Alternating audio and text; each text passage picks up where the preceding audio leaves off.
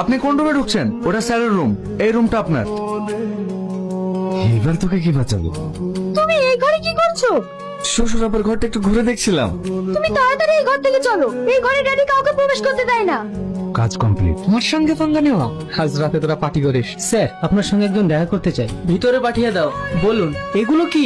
আমাদের যে home minister আছে তার সকল অপকর্মের এভিডেন্স, এগুলো দেখলেই বুঝতে পারবেন আপনারা কাকে হোম মিনিস্টার বানিয়েছেন। স্যার হাই কমিশন ফোন করেছে। হ্যাঁ স্যার বলুন। আপনি তাহলে অর্জুন সরকারকে কি বলছেন স্যার? আমি কেন অর্জুন সরকারকে মারতে যাবো? দেখুন আমার কাছে আপনার সমস্ত অপকর্মের এভিডেন্স আছে।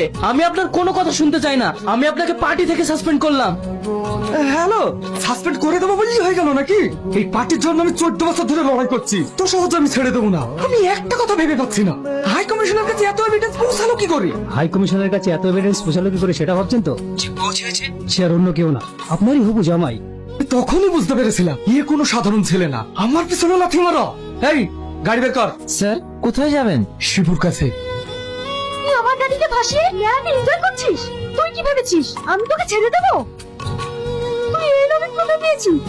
আর এই ছবি তোমার আগুনে তোর কাছে কি করে আসলো? এই ছবিটা আমার, আমি তুমি আমার সেই আগুন।